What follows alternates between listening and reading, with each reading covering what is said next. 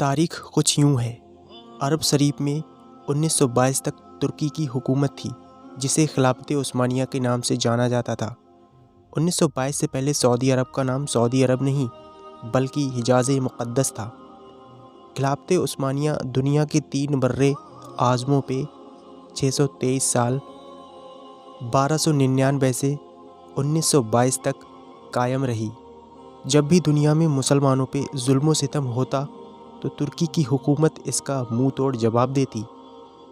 امریکہ، برطانیہ، یورپین، نصرانی یہودیوں کو اگر سب سے زیادہ خوف تھا تو وہ خلافت عثمانیہ حکومت کا تھا۔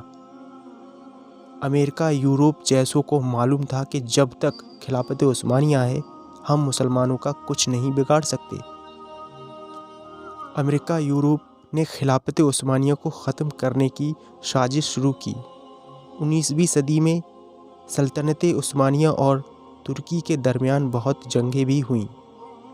چونکہ مکہ اور مدینہ مسلمانوں کے نزدیک قابل احترام ہے، اس لیے اس نے سب سے پہلے فتنہ وہیں سے شروع کیا۔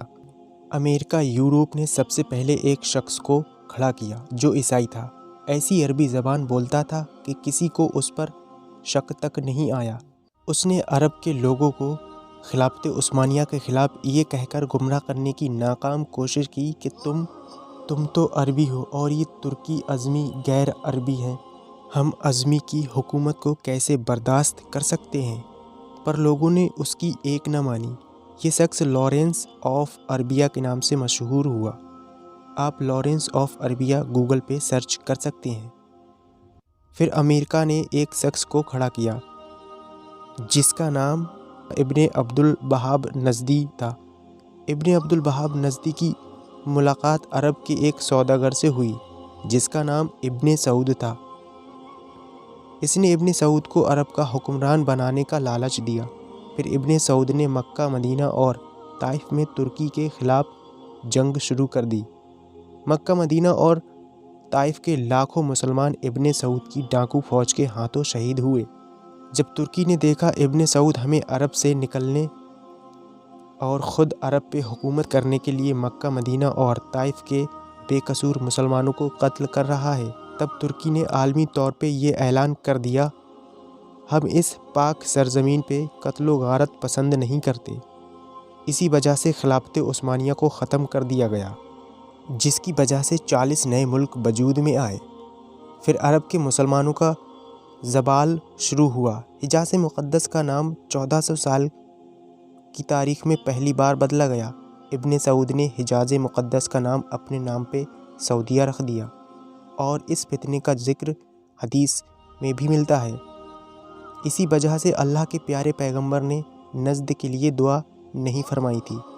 اسی نجد میں ابن عبد الوہاب نجدی پیدا ہوا، جس سے انگریزوں نے ایک نئے مذہب کی بنیاد ڈلوائی، اور یہی شہر مسلمہ کذاب کی جائے پیدائش بھی ہے۔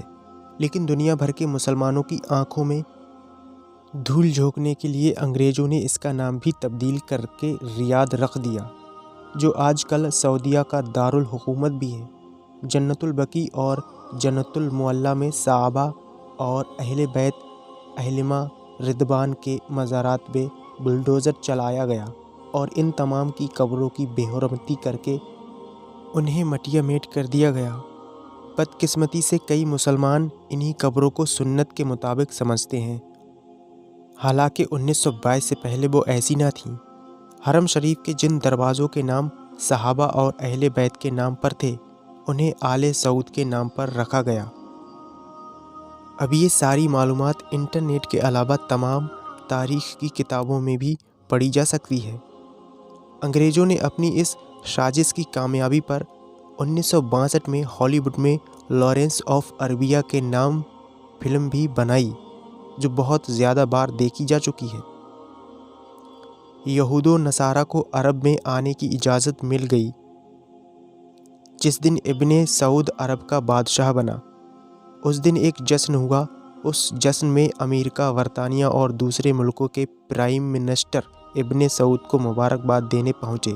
جس عرب کے نام سے یہود و نصارہ کانپتے تھے وہ سعودیہ امریکہ کے اشارے پہ ناچنے لگا، اور آج بھی رندوں کے ساتھ ناچ رہا ہے۔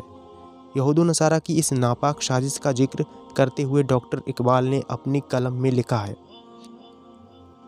وہ فاقہ کش موت سے ڈرتا نہیں، ذرا روح محمد اس کے سینے سے نکال دو، فکر عرب کو دے کر فرنگی تخیلات، اسلام کو حجاز اور یمن سے نکال دو۔ اللہ تعالیٰ مسلمانوں کو ایسے فتنوں سے بچا کر پھر سے خلافت دولت کی عطا فرمائے اور ہمیں ماضی کے تلخ حقائق کو سمجھنے کی توفیق بخشے، آمین یا رب العالمین۔ مخدوم ملت جبران حنفی کاوش۔